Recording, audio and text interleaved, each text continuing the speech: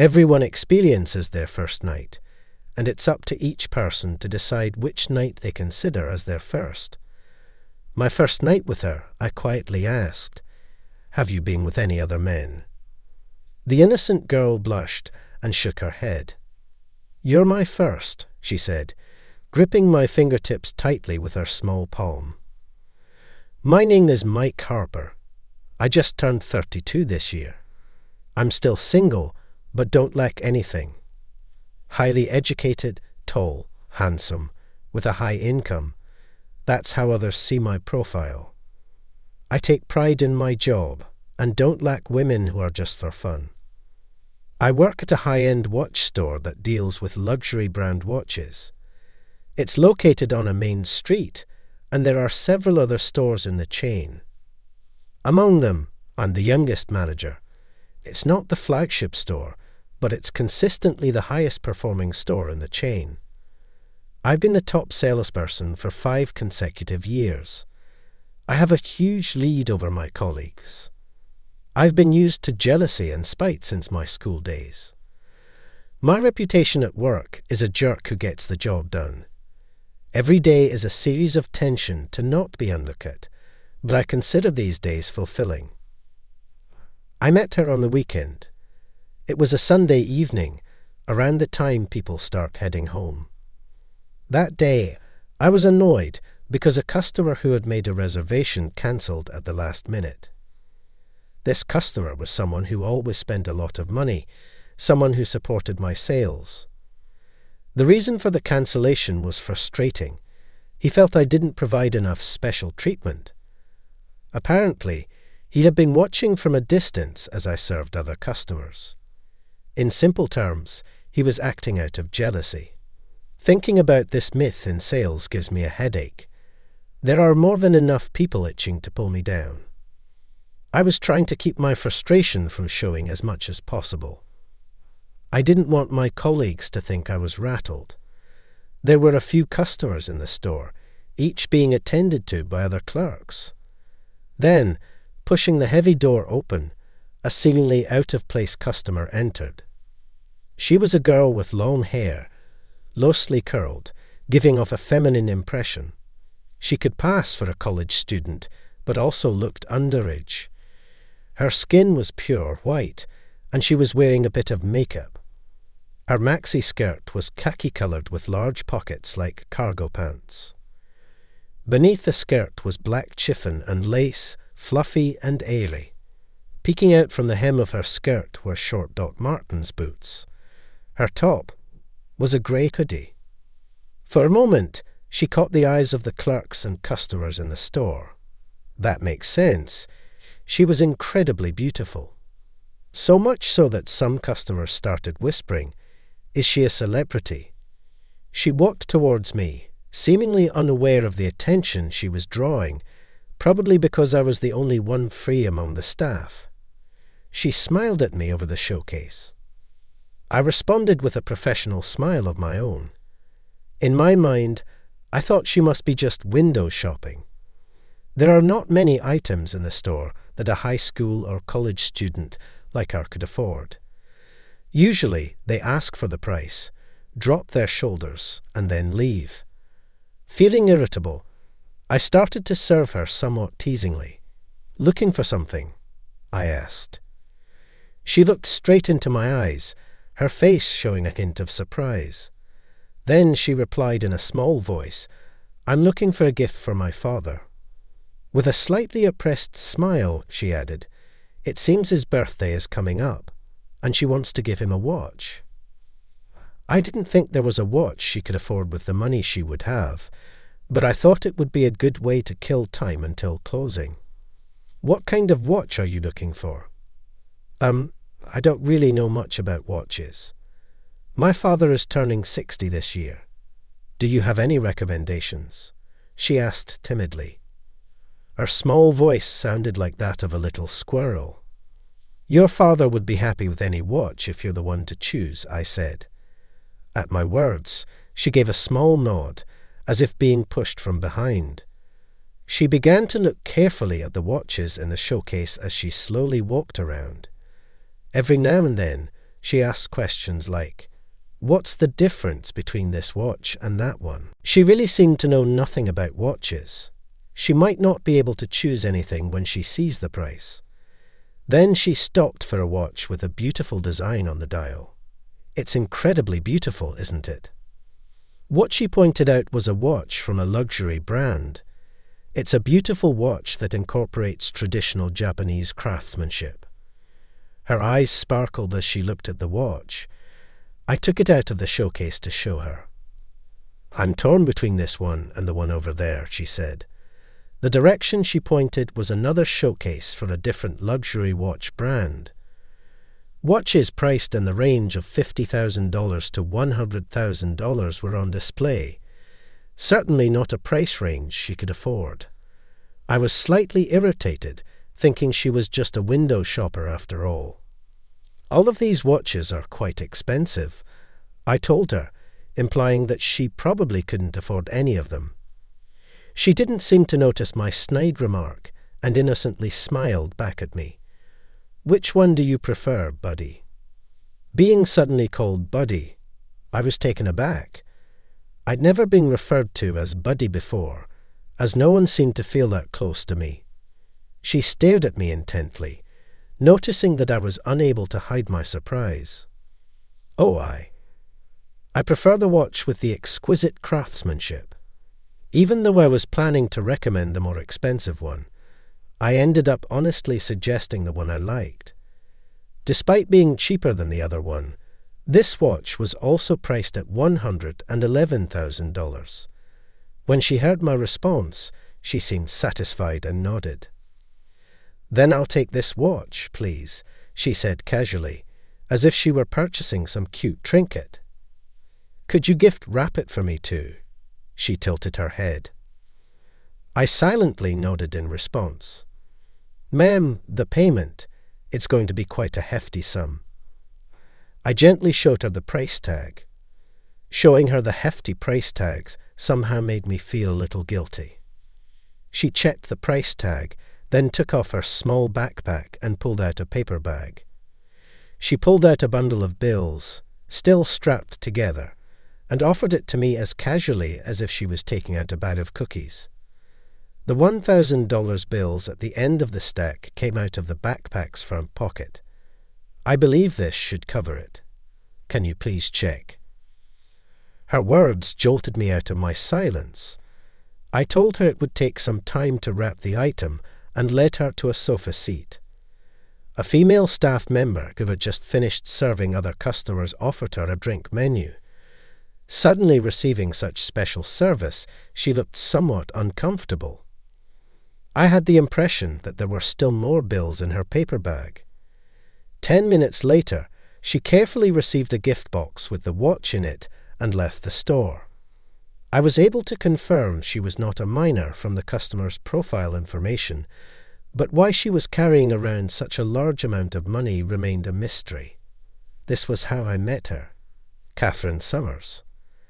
The next weekend after I first met Catherine, I believe it was around the same time, she appeared, pushing the heavy door of the shop open with both hands. She looked around inside the store as if she was looking for someone. I quietly approached her and spoke, "Welcome back. Thank you for your visit the other day." She had been obscured by the door, so she didn't notice I was there. She jumped a little at my words. Her reaction was adorable, like a startled squirrel. I came to get a birthday present for my brother today." Her voice trailed off after the initial burst of energy. She shyly looked down. "So it's your brother's birthday?" "Yes, Viv is turning 32. He loves the outdoors. What kind of watch do you think he would like?" In response to my comment, she lifted her head and told me earnestly. I didn't tease her at all today. I introduced a few items to her. She listened intently to my explanation, carefully considering the watches. "I'll take this one," she said, smiling contentedly. I was impressed by her taste. Despite claiming not to know much about watches, she was able to find the best one. This watch was also quite expensive. The watch was a high-end piece, costing nearly $29,000. I don't know who this girl is, but this price is excessive. I thought she would give up on buying it and switch to a different watch. However, she took out a paper bag from the small backpack she was carrying, just like the last time, and handed me a bundle of bills, still bound. She held out the bundle so casually. I almost didn't recognize what it was. I took the bills on a velvet-lined tray and checked to make sure they weren't counterfeit as I counted. Of course, they were all real and crisp. She was sitting uncomfortably on the sofa, just like the last time. Who on earth is she? Surprisingly, she appeared at the store at the same time the next weekend. This is insane. This time, she said it was a birthday present for her mom. It didn't seem true at all. Where is she getting the money to buy expensive watches every week? I can't help but worry if the money is from a dangerous source. Have you considered getting something other than a watch for your mother's birthday? I suggested, trying not to offend her. I thought her parents might be worried if she spends so much money every week. At my suggestion, she looked a bit sad. With a deflated voice, she asked, "So, you figured out the birthday was a lie?" She hung her head in seeming shame. It almost felt like I was bullying her. I could feel the sharp glances from my colleagues. So the birthday story was a lie, I thought. I'm sorry for lying, but I couldn't think of anything else. She bowed her head deeply. I panicked when the customer bowed to me. You don't have to do that. I hastily touched her shoulder. She looked up and locked her eyes onto mine. Is there a way for me to see you without buying a watch? I've never been shown such direct affection before. I lost my words for a moment. In response to my silence, she continued, "It was love at first sight. I've never felt this way before. If it's a nuisance, I'll hold back, but is there a way I can just keep being close to you?" Apparently, she had been visiting the store every weekend just to see me. Her thin shoulders were trembling slightly, perhaps due to nervousness. You're welcome here any time, with or without a purchase. We're always waiting for you, I said, half professional, half genuine. It felt different from the usual courtesy I show to customers. There was a strange feeling about my own words. Thank you so much. Her tense expression softened instantly. From that day on, she started visiting the store every weekend. She would pop in without interrupting my work, exchanging a few words with me. She made friends with the store employees and would chat happily with them when I was busy. One usual weekend, at the usual time, she peeked in through the door. "Hello, Mike." "Welcome, Miss Summers." We've been repeating the same exchange for several weeks now. With her usual small backpack on, she greeted me with a beaming smile. The other employees would call out, "Welcome," and she would respond to each greeting by nodding her head. The next moment, stacks of bills rustled and fell onto the floor. It seems that the zipper of her backpack was coming undone, and its contents slipped out as she moved through the store. 3 bundles of money with bands around them, and loose $100 bills scattered across the floor, making me nervous.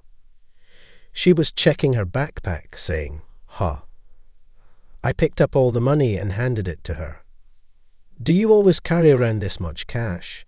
It's dangerous." I unintentionally sounded like I was scolding her. She took the money I gathered in both hands. "Thank you. I had a huge win today. Usually, I have much less," she said, smiling brightly. Why does she always carry around so much cash? The initial question I had for her came back to me. "Hey, how come you have all this money?" I wasn't speaking to a customer anymore. I felt like an older brother worried about his little sister. In response to my question, she gave me a puzzled look, as if it was completely natural to carry around a lot of money. On weekends, it's poker. There was a match with a really good player today, and the results were unexpected. I had a hard time processing her words. The words poker and the girl in front of me didn't seem to fit together. What she pulled out of her backpack was a card player magazine wrapped with a piece of cloth. There were markings that looked like she had passionately learned the strategies. I was speechless at the sheer contrast. She looked worriedly at me as I stood there stunned. Our eyes eventually met, and her eyes were a bit watery. I was taken aback and froze. "Are you disappointed? Do you hate me now?" Her slender shoulders were shaking, seemingly tense. I remembered seeing these shaking shoulders before. At this moment, I felt a strong need to reassure her, who was always so sincere to me. "I'm not disappointed. How about we go out for dinner next time?" Upon hearing my words, her tears quickly retreated, and a broad smile appeared on her face. She expressed her joy by jumping up to stand on her feet. "Promise? Don't just say such a thing." I wrote down my phone number and handed it to her, who was so excited already.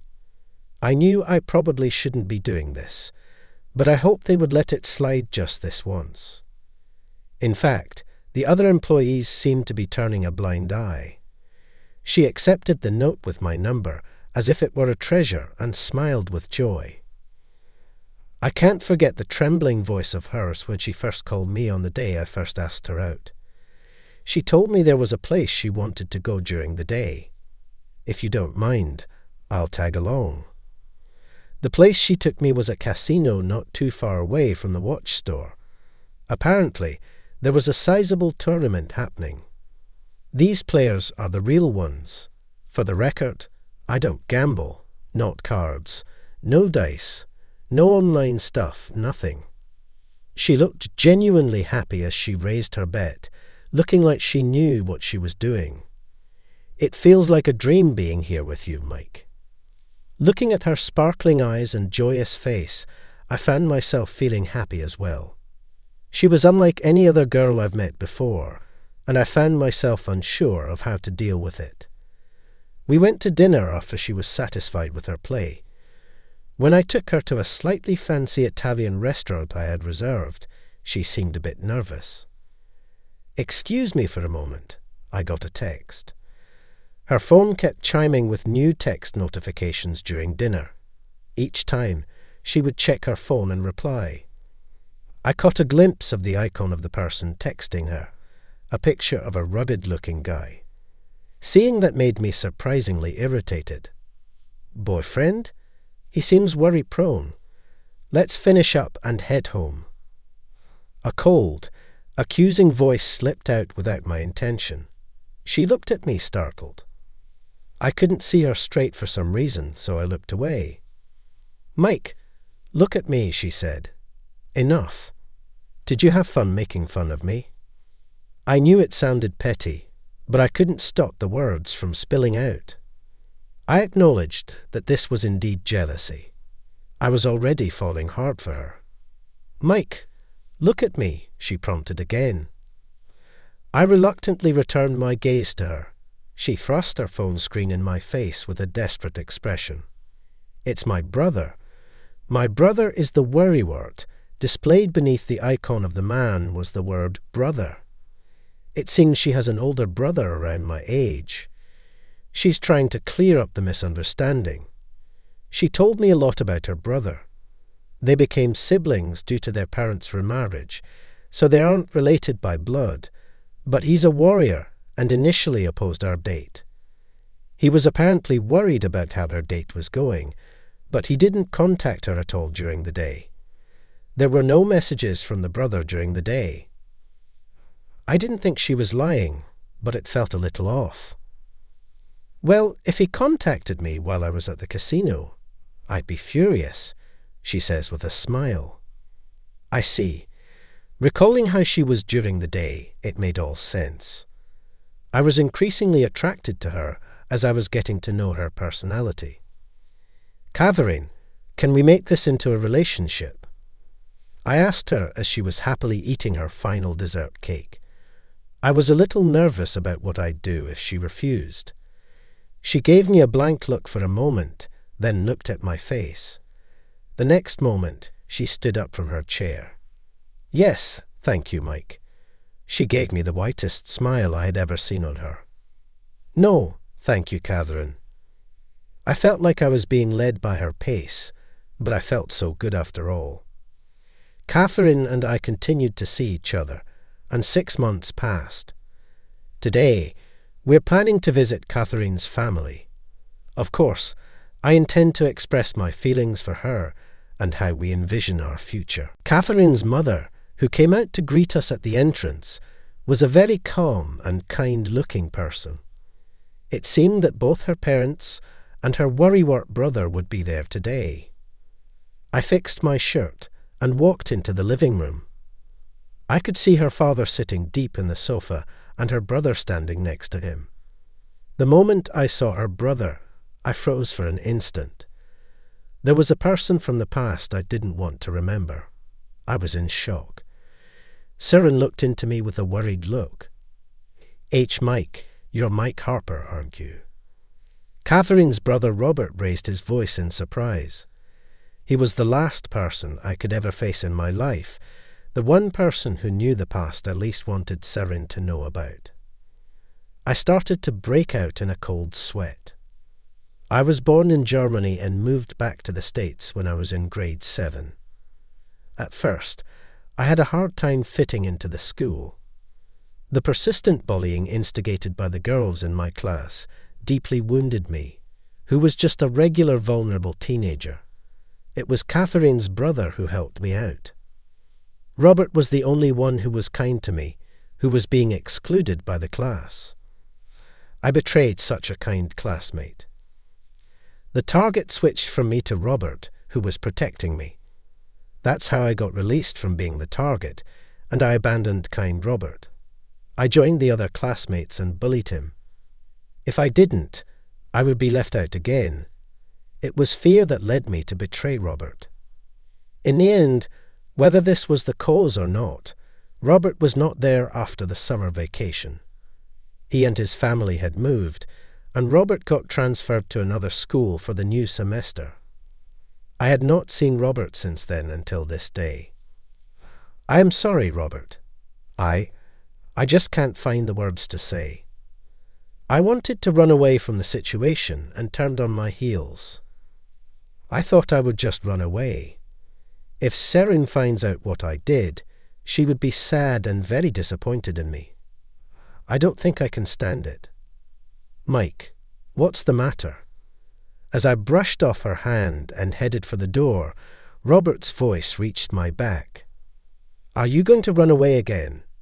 Is that all you can handle?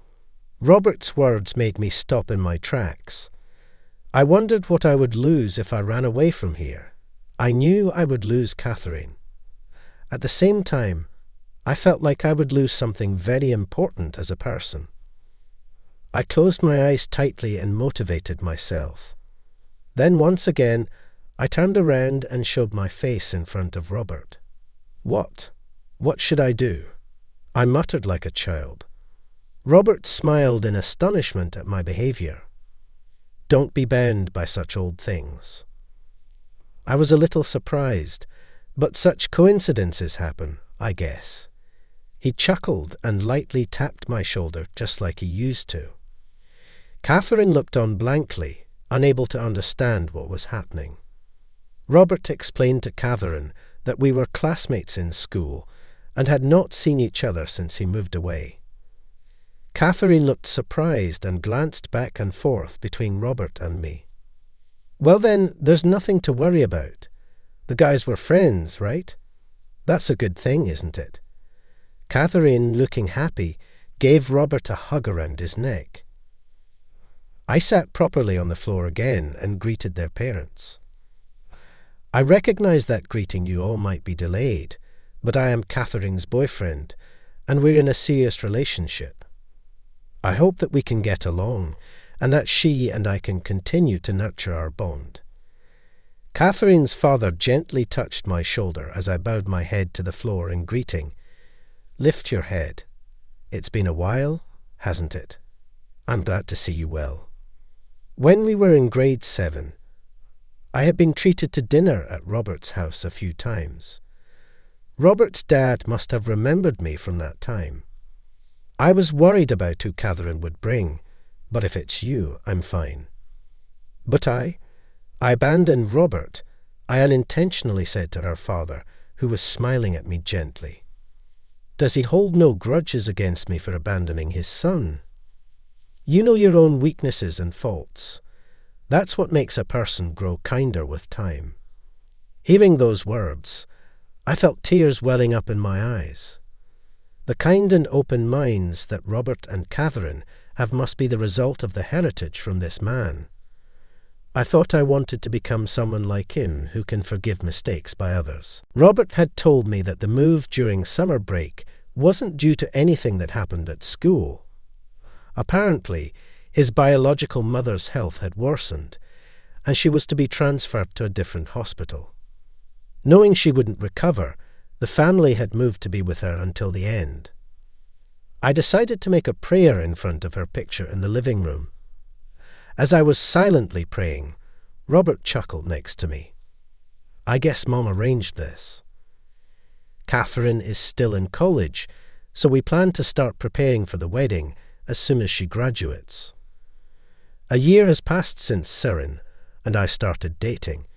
This is my first time stepping into her apartment. She wanted to experience living alone for her final year of college, so Catherine rented an apartment. Our relationship has been going pretty well, but we're under the watchful eye of Robert. I was convinced that our relationship was not progressing because of him. I opened the door and stepped into a room. The room was an absolute spectacle. Posters of casinos and an archive of card player magazines decorated the space, and I could spot so many notebooks and memos with her handwriting on them, traces of her studies for the advanced strategies. Has any other man been in here? I whispered to her in a deliberately hushed voice. She blushed and giggled shyly, shaking her head. She smiled and said, "You're the first." Her small pinky squeezed my fingertips tightly. "Oh, wait, you're not the first. Robert came over yesterday," Siren exclaimed as she had suddenly remembered it. "No, I'd rather you not count that." I looked around worriedly, wondering if Robert had installed surveillance cameras. Seeing my reaction, Siren laughed. After a good laugh, she shared a little secret with me. "You know, when I first met you, I bet that you would fall for me. I was confident in my gambling skills. From now on, whenever I get lost in my life, she will be my guide." Siren confidently proclaimed, "As long as she is by my side, I'll never be lost in life." Since I started dating her, my reputation at work has changed. It seems I've finally graduated from competent but a jerk. How did you find it? Subscribing to the channel really motivates us to create more content. See you in the next video.